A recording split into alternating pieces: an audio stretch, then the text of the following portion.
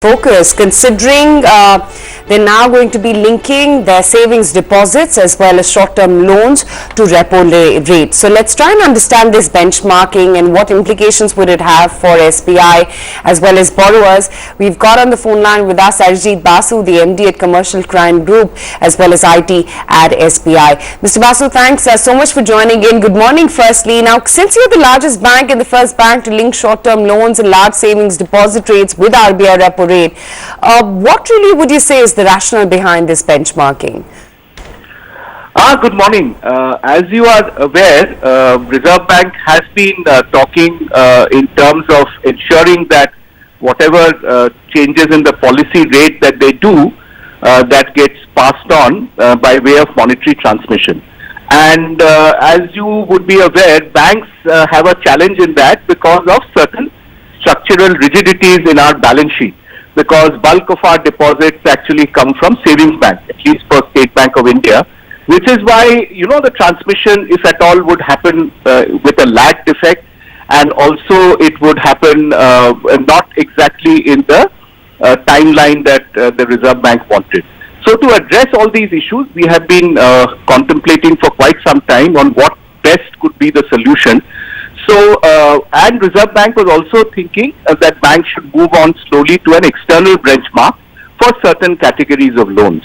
So, keeping all this in mind, what we have announced is that for all loans which are above cash credit and overdraft loans, which are above 1 lakh, there will be a fixed spread over the repo rate. So, the repo rate will become the benchmark for those loans.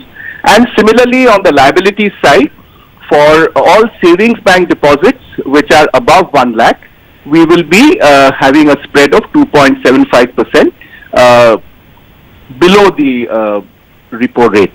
And this would address issues on both the sides, and it would also ensure that monetary transmission takes place and also ensure that the bank's margins are protected.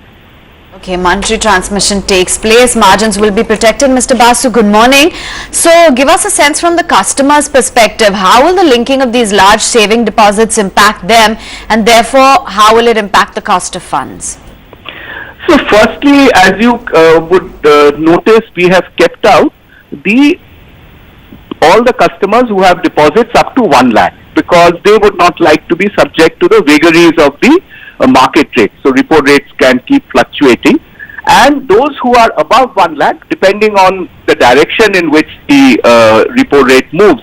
So if the repo rate comes down, then to that extent the savings bank rate would also come down, and if the repo rate goes up, the savings bank rate would go up. Just suffice to say that savings bank customers primarily do not look at interest as their primary notion for keeping a certain amount of deposits with the bank. We continue to open large number of savings bank accounts.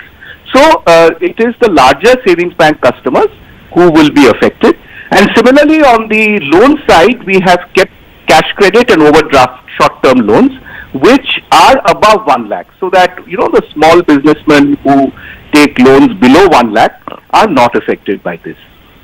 Right. Mr. Basu, since you are the lead lender to Esaar Steel, with ArcelorMittal winning the resolution of Esaar Steel now, have to ask you, what is the kind of provision right back that will be expected for SBI? So once the resolution comes in, we have already made a very significant amount of provisioning on this, and as you know, the haircut is very, very minimal. So we are expecting, once the resolution goes through, a significant amount of write back. The exact number would need to be worked out, but it will be quite significant, and we have been waiting for this for quite some time.